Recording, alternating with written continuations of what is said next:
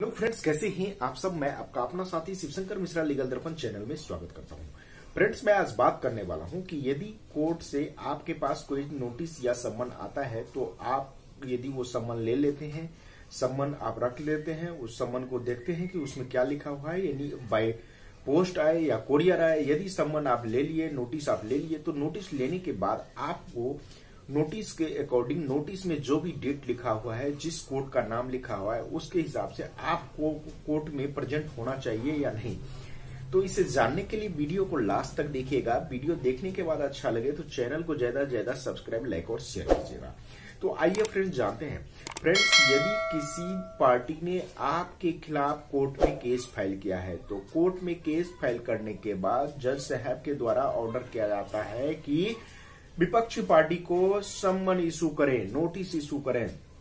तो इसके लिए विपक्षी पार्टी के द्वारा कोर्ट का जो प्रोसीजरल होता है, प्रोसेसिंग फीस वगैरह, ये उनको जमा करना पड़ता है। ये सब जमा करने के बाद आपके खिलाफ जो है सम्मन इशू होता है, नोटिस इशू होता है। तो सम्मन जब इशू होता है, सम्मन आपके पास बाय पोस्ट जाता है या कोरियर जाता है और सम्मन आप ले लेते हैं, तो लेने के बाद आपको कोर्ट में जो नेक्स्ट तारीख होता है उस सम्मन में सब कुछ लिखा रहता है कि इस पार्टी ने आप पे केस फाइल किया है, ये सूट है, इस सेक्शन के अंतर्गत आप पे केस फाइल हुआ है, और सारा डिटेल केस का रहता है। उसके बाद पार्टी का डिटेल रहता है जिसने आप पे केस फाइल किया है। फिर उसके बाद आपको कौन से कोर्ट में कितने तारीख को कितने बजे जाना है, सारा कोर्ट का डिटेल रहता है। जज साहब के डेजिग्नेशन रहते हैं, जज साहब के नाम लिखे रहते हैं, ये सब सारा कुछ उस पर मेंशन रहता है।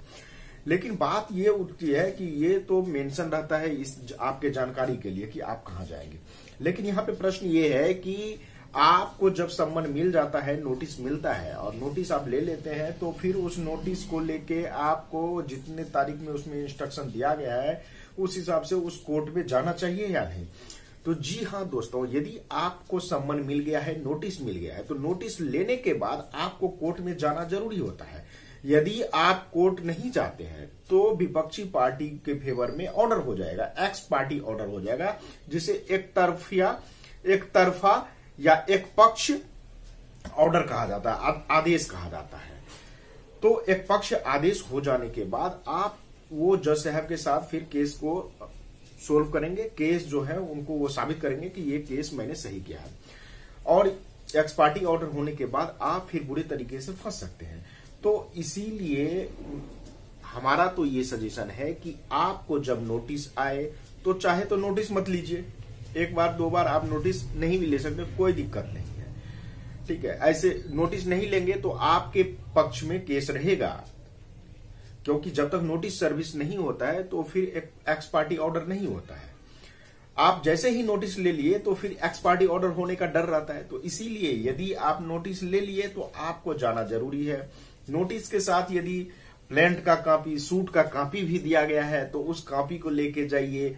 उसका रिप्लाई हो सके तो आप रिप्लाई बना के जाइए, पहले से तैयार होके बनाइए। रिप्लाई मतलब उसका जवाब जो है उस नोटिस का, वो बना के आप जा सकते हैं, वो बना के जाइए और फिर वहां पे अपने केस को डिफेंस कीजिए, अपने केस को वहां पे लड़िए।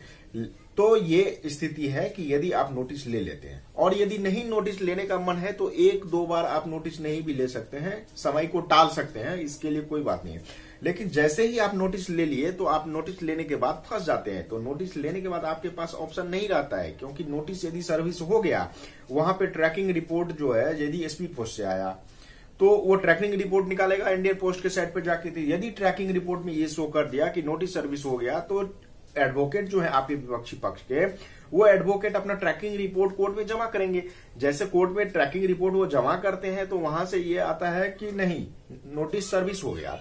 अब नोटिस सर्विस होने के बाद आपको कोर्ट में जाना जरूरी है, नहीं तो एक्स पार्टी ऑर्डर हो जाएगा। एक्स पार्टी ऑर्डर होने के बाद फिर आप फंस सकते हैं।